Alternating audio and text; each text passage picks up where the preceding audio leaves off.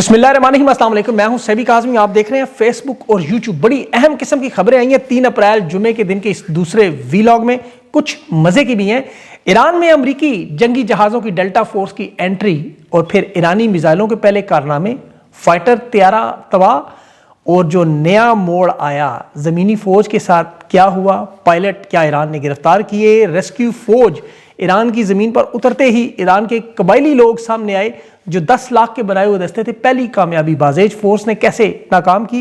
Iran के ताज़ा तरीन हमलों में इराक, कुवैत, इसराइल समेत GCC के ममालिक में नमाज जुमा के बाद अहम टारगेट्स, पुल के बदले पुल गिराए गए, कामयाबियां कौन सी मिली। और अबनाए हरमस पे भी अमरीका को आज बड़ा अजीब सरप्राइज।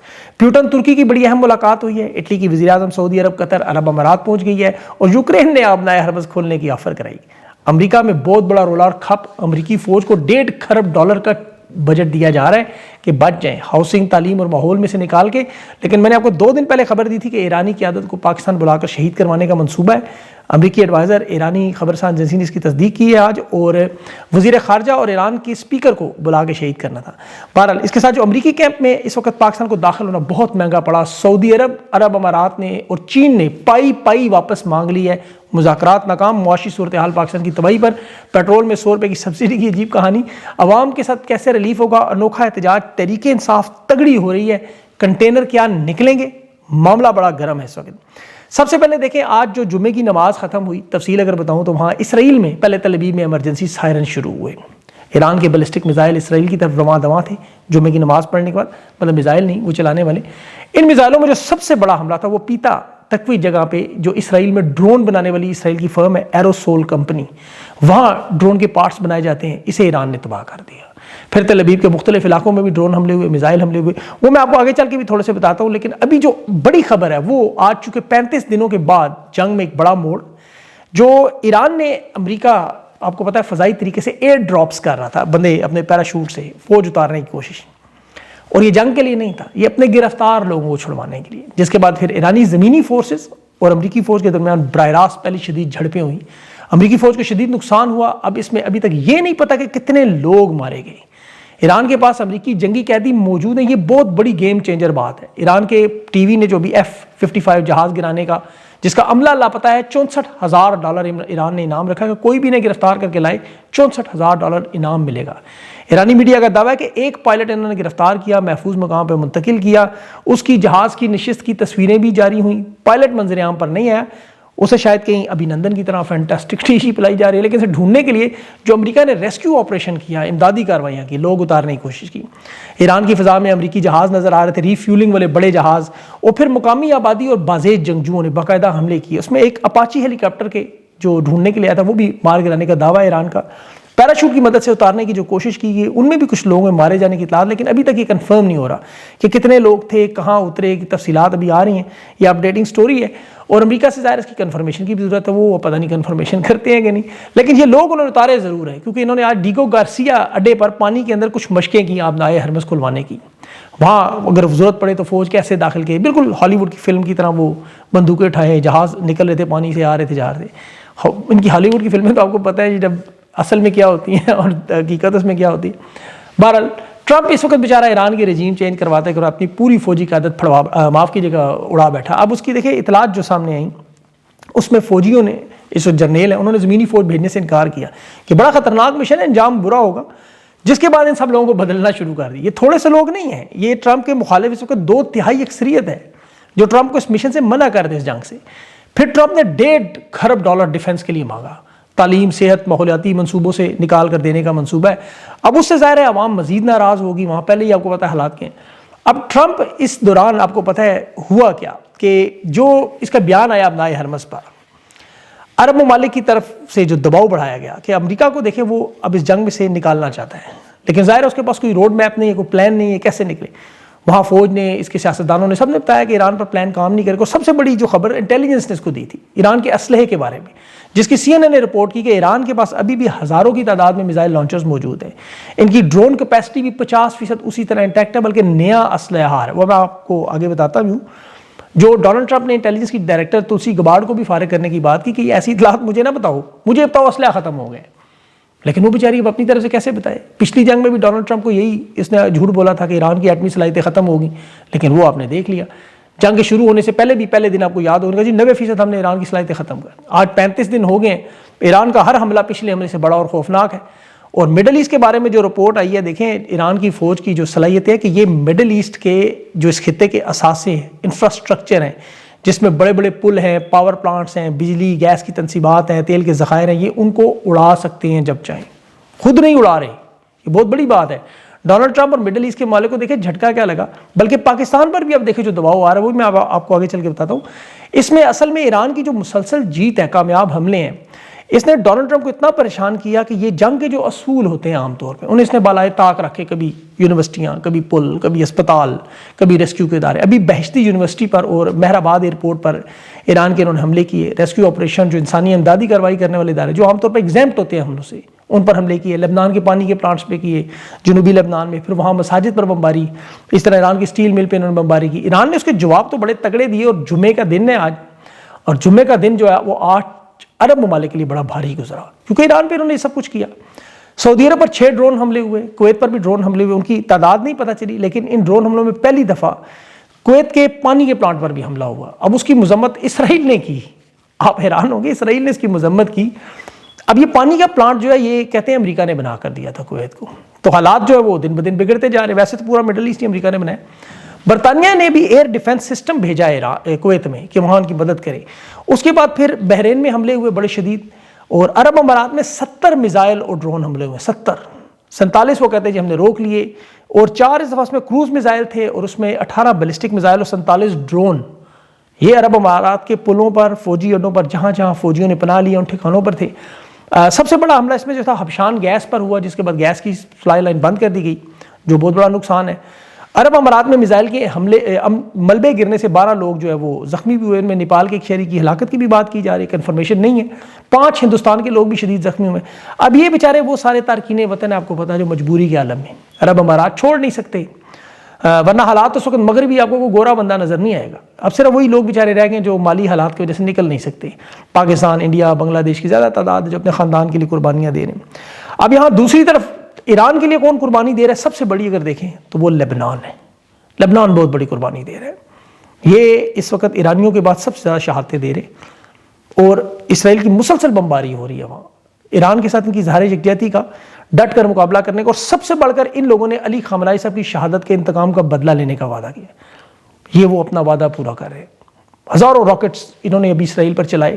جواب میں اسرائیل کے آپ کو پتہ ہے حملے بڑے ہوتے ہیں یہاں پر. شہادتوں کی تعداد بھی یہاں پہ ظاہر بڑھتی جاتی ہے. لبنان میں نقصان ہے. دلیر لوگ ہیں لیکن ان چیزوں سے نہیں، قربانیوں سے گھبراتے. انہیں پتہ جنگ ان پر مسلط کی گئی ہے، اب کیا کریں. اب یہاں ایران کی کامیابیوں کا معاملہ دیکھیں، اس لیے کہ اقوام متحدہ بھی معاملہ جا سکتا ہے. نیٹو کے ممالک بھی متحرک ہیں. یہاں نیٹو کے اتحاد میں یاد رکھیں اسپین، اٹلی، سوئٹزرلینڈ، فرانس اور آسٹریا، انہوں نے امریکہ کے لیے تمام فضائی حدود بند کر دی. ملٹری آپریشن ایران کے خلاف انہوں نے کوئی مدد نہیں کریں گے. ٹرمپ نے کاغذی شیر کھا، اور کاغذی شیر نے پھر اپنے جبڑے دکھائے. فرانس کے صدر نے تو بہت رگڑا ڈونلڈ ٹرمپ کو. اور ابنائے حرمس پہ جو سرپرائز ہے اس میں آج فرانس کو، نیٹو کا سب سے بڑا ملک ہے، سے ابنائے حرمس میں سے ایران نے اجازت دے دی. جاپان کو بھی. اور یہ بڑی زبردست سیاسی حکمت عملی، کیونکہ نیٹو آپ کو پتہ ہے حملوں میں ایران پر شامل نہیں ہو رہا. فضائی حدود بھی بند کی ہے، امریکہ کے اڈے بھی بند کیے ہیں، ابنائے حرمس میں فوج بھیجنے سے بھی انکار کیا. ٹرمپ کی گالیاں سنی، جگتیں سنی، مذاق، لانتے تک. میکرون کو تو ٹرمپ نے یہاں تک کہا کہ اس کی بیوی نے اس کا جبڑا توڑا ہے. ایسی بات کرتے نہیں پبلک میں کبھی، لیکن اس نے کیا. اور میکرون نے آج جواب دیا. 35 دنوں کے بعد فرانس کی شپنگ کمپنی کے کنٹینر کو مالٹا کے جھنڈے کا جہاز لگا کے ابنائے حرمس سے گزرنے کی اجازت وہ ایران نے دی. ظاہر ہے تگڑا معاوضہ بھی لیا، پیٹرول کی ڈبل قیمت بھی لی اپنا، اور یہ اپنا پیٹرول بھی بیچ دیا. اور ٹرمپ کو سیاسی اعتبار سے نقصان بھی. $20 لاکھ آپ کو پتہ ہے نئی قیمت پہ تیل کی، اور وہ تیل بھی پاسدارانہ ان کا. انہوں نے اتنا معاوضہ اکٹھا کیا کہ یہ چین اور روس سے مزید میزائل اور ڈرون خریدی جا رہے ہیں.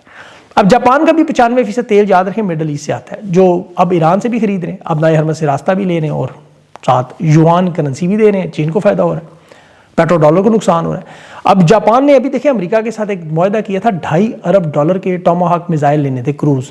یہ انہوں نے اس جنگ کی وجہ سے ڈیلے کر دیا. مطلب یہ نہیں لے رہے، یہ نقصان امریکہ کو پہنچا بہت بڑا. اب جو بڑی اہم معاملہ جس پہ دیکھیں آپ نے نظر رکھنی ہے، کیونکہ آنے والے دنوں میں آنے والا ہے، وہ ورلڈ کپ فٹ بال ہو رہا ہے. اس میں ایران کوالیفائی کر چکا ہے، اور اگر ان کا میچ امریکہ سے آ گیا پھر تو یہ آپ کو پتہ ہے ورلڈ کپ کے فائنل سے بڑا میچ ہوگا. 1998 میں ایران امریکہ کو ہرا چکا ہے. بہرحال اس خبر کے بعد اب آتے ہیں پاکستان کی طرف. حالات جہاں بڑے خطرناک اور کشیدہ ہو چکے ہیں. امریکہ کی نظر، عرب ممالک کی نظر پتہ ہے کس پہ ہے؟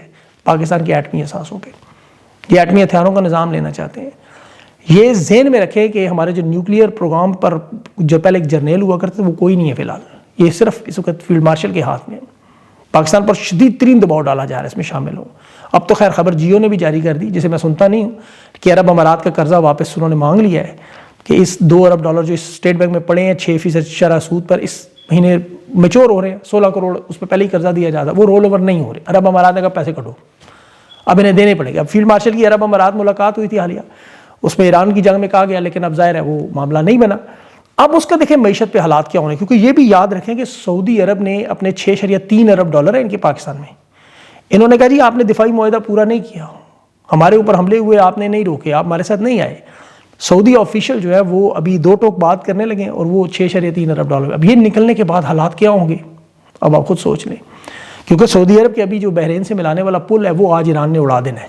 اس کے بعد پھر سعودی عرب ظاہر ہے پھر کچھ بچنا نہیں. مونس لائی کا ایک بیان ابھی میں نے دیکھا، اس نے کہا دنیا اس وقت اب نئے ہرمز کھلوانے کی کوشش کر رہی ہے اور پاکستان میں اسٹیبلشمنٹ نے، شہباز شریف کی حکومت نے پاکستانیوں کی اب نئے ہرمز کھول دی ہے. واقعی یہ بات درست ہے. یہ اسٹیبلشمنٹ آپ کو پتہ ہے عمران خان کی حکومت انہوں نے کیوں گرائی تھی؟ کہ عمران خان روس گیا تھا سستا تیل لینے. یہ ذرا ذہن میں رکھیے گا بات، یہ اتنا بڑا معاملہ ہے. پاکستانیوں سے پہلی دفعہ نہیں ہوا دنیا میں کہیں بھی 2 ممالک کی جنگ ہو، تیسرا متاثر ملک آپ کو کون سا نظر آئے گا؟ پاکستان. یہ دنیا کی تخریب میں اپنی تعمیر ڈھونڈتے ہیں. زلزلہ، قدرتی آفت، طوفان آ جائے، یہاں مال کمانے کے لیے اسٹیبلشمنٹ تیار. یوکرین روس کی جنگ ہو، سعودی عرب یمن کی جنگ ہو، اسرائیل ایران امریکہ کی جنگ ہو، یہ ہمیشہ اس میں مال کمانے کی کوشش. اور یہ واردات آج کی نہیں ہے، ایوب خان، یحییٰ خان، مشرف، ضیاء الحق کے دور سے ہوتی ہوئی آج تک یہ وہی ہو رہا ہے. ورنہ اسی خطے میں سری لنکا ہے، بنگلہ دیش ہے، نیپال ہے، افغانستان ہے، یہ سارے محفوظ ہیں. لیکن یہاں آپ کو پتہ ہے ہمیشہ نازک موڑ، مدت ملازمت توسیع نہ دی تو ملک تباہ ہو جائے گا. یہاں چھوٹے چھوٹے فوجی آپریشنز پہ یہ سپہ سالار کی مدت ملازمت بڑھاتے رہے. امریکہ میں دنیا کی وہ سب سے بڑی سپر پاور ہونے کا دعویٰ ہے، پوری کی پوری فوجی رجیم اگلوں نے بدل دی. آرمی چیف سمیت ایران کا ڈنڈا چلا، ایک سیکٹری دفاع نے آرمی چیف تک کو اڑا کے رکھ دیا. مجال ہے کسی نے چونچنا کی ہو، کوئی تختہ الٹنے کی کوشش، کوئی ایمرجنسی لگانے کی کوشش، کوئی آئین معطل کرنے کی کوشش، کوئی ٹرمپ کو گرفتار کرنے کی کوشش. یہاں انڈیا پاکستان کی جنگ ہوئی، فیلڈ مارشل کو 5 سال مدت ملازمت توسیع ملی، تاحیات استثناء ملا، 100% فوج کی تنخواہیں بڑھ گئی، ملٹری فوجز کے جو آپ کو ہوتا ہے ٹیکسز وغیرہ سارے معاف. اب یہ اس وقت پنجاب پولیس بنانے کی شہباز شریف جو کوشش کر رہا تھا، آپ کارکردگی دیکھیں. امریکہ اسرائیل کی بمباری میں ایران میں اتنے لوگ شہید نہیں ہوئے جتنے پاکستان میں دہشت گردی میں شہید ہو چکے 3 سال میں. یہ تو حالات ہیں. اور جو معیشت کے حالات اس وقت جا رہے ہیں بڑے خطرناک، جو آپ کو ہمیشہ بتاتے رہے، آج وہ سب کچھ ہو رہا ہے. پیٹرول کی قیمتیں بڑھانے والے ممالک میں پاکستان پہلے نمبر پر. وال اسٹریٹ جرنل نے آرٹیکل لکھا کہ دنیا میں اس وقت پیٹرول کی پرائسز جو مانیٹر کرنے والا ادارہ ہے وہ کہہ رہے ہیں یہ 77%، وہ تو کہتے ہیں 54% ریکارڈ ٹوٹا ہے. آلودگی میں بھی ہم نمبر 1 ہے، امن و امان دہشت گردی میں بھی نمبر 1 ہے، اور اب پیٹرول کی قیمتیں بڑھانے میں پہلے نمبر پر. 137 روپے پیٹرول، 184 روپے ڈیزل ایک مہینے کے اندر. 4 مارچ کو انہوں نے بھی 55 روپے بڑھائے تھے. مجموعی طور پر یہ 77% قیمت بنتی ہے. 192 روپے ڈیزل کی قیمت میں 87 یا 239 یا 240 بنتی ہے. بین الاقوامی قیمت میں پاکستان کو پیٹرول 245 کا مل رہا ہے. 24 روپے کسٹم ڈیوٹی ہے، 7 روپے ان لینڈ فریٹ ہے، مارجن ہے، کلائمیٹ سپورٹ ہے، اور 160 ان کی لیوی ہے پیٹرول کی. یہ سارا مارجن ڈال کے 468 روپے 58 روپے کا آپ کو بیچتے ہیں. دوسرے ممالک میں آپ دیکھیں سری لنکا دیوالیہ ہوا ہے، وہاں 33% اضافہ ہوا، 4تھے نمبر پر. ہندوستان میں 28% اضافہ ہوا ابھی تک، وہ 8ویں نمبر پہ. بنگلہ دیش اسی طرح پتہ نہیں 9ویں یا 10ویں نمبر پہ. یہاں حالات دن بدن بگڑتے جا رہے ہیں، دن بدن. ابھی تو جو ہمالیہ سے اونچی اور شہد سے میٹھی دوستی والا ہے وہ بھی اب صبر نہیں کر رہا. چین نے اپنے $220 ملین مانگے. عرب امارات، سعودی عرب کوئی دفاعی معاہدے، کوئی ایٹمی طاقت کا. شیخین کہتے ہیں صاف صاف ساڑھے پیسے واپس کرو، پیسے ہیں ہی سارے ان کے اسٹیٹ بینک میں. یہ اس وقت ساری عالمی خبروں میں آ چکا ہے. اب تو خیر وہ جیو شیو نے بھی لگا دی ہوں گی. ہماری اس وقت تباہ شدہ معیشت میں یہ 1.27 ارب اکٹھا کرنے کے لیے پاگل ہوئے ہیں. یہ بڑی عجیب سفارتکاری کی غضب کہانی ہے تجربہ کار ٹیم کی، یہ جو پھدک رہے تھے. یہ دیکھیں، یاد رکھیں، ادھر ابھی تو ہندوستان کو امریکہ نے سٹینڈ بائی پہ رکھا ہوا ہے. یہ یاد رکھیے گا، ابھی IMF سے بازو بھی مروڑ سکتے ہیں، ہندوستان سے دھمکیاں بھی لگوا سکتے ہیں. اور خزانے میں آپ دیکھیں جو اسٹیٹ بینک میں، وہاں سعودی عرب کے پڑے ہوئے ہیں $5 ارب، چین کے پڑے ہوئے ہیں $4 ارب، $3 ارب جو ہے عرب امارات کے، جس میں سے $2 ارب اس مہینے نے واپس مانگنے، $1 ارب جو جولائی میں ختم ہونے. اب 2 ارب پہ 16 کروڑ کا سود الگ لے رہے. تو یہاں جو گورنمنٹ کو توانائی کا سبسڈی کا پلان ہے اس میں تیل کی قیمتوں سے کہہ رہے ہیں سارا کچھ اکٹھا کرنا ہے. کہاں سے کریں گے؟ پاکستان کے تو حالات نہیں ہیں. آپ بتائیں خود معیشت تو چل نہیں رہی, کاروبار تقریباً بند ہے, اوپر سے IMF کی شرائط ہے. ان حالات میں ان لوگوں کا جانا ضروری ہے, یہ معاملہ نہیں ڈیل کر سکتے. اب تحریک انصاف کو دیکھیں, وہ تمام لوازمات مل گئے جو اپوزیشن کے لیے ایک آئیڈیل صورتحال ہے. عمران خان کے دور میں 15 روپے اضافہ ہوا تھا, کنٹینر نکل آئے. تحریک انصاف کو چاہیے کنٹینر نکالیں, ٹاکی شاکی ماریں اس کو, پیٹرول کی قیمتوں پر, مہنگائی پر اپنا کیس عوام کے سامنے رکھیں. میں وہ سلمان اکرم راجہ کی باتیں سن کے حیران ہوں خدائی کے ساتھ. 20,000 ہوں گے, 50,000 ہوں گے, میں لیڈ نہیں کروں گا. سلمان اکرم راجہ ایک وکیل ہے, انہیں کسی نے لیڈ کرنے کا. وہ ایک جج چند وکلا کے سامنے ہمیشہ زندگی گزاری, انہوں نے نہ کوئی تحریک چلائی, نہ انہیں سیاست کا کوئی تجربہ ہے. یہ ایسے بیانات دے کے عوام کا حوصلہ توڑنے کی باتیں کرتے ہیں. تحریک انصاف کو چاہیے انہیں انفارمیشن منسٹر بنا دیں KP کا, ادھر لے جائیں. یہاں ان کو تگڑا بندہ چاہیے.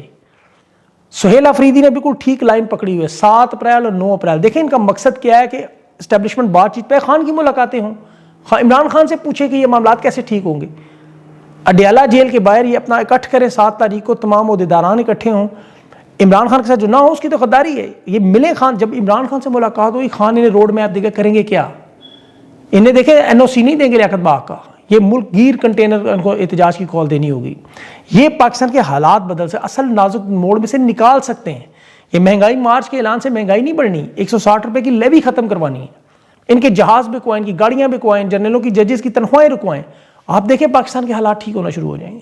اس وقت جتنے عسکری نون لیگ کے صحافی ہیں آپ ان کی اٹھائیں, پچھلے 3 روپے کا اضافہ ہوتا تھا, یہ کامران شاہد کیسے چیخیں مارتا, اچھل اچھل کے. پیٹرول مافیا کہتا تھا.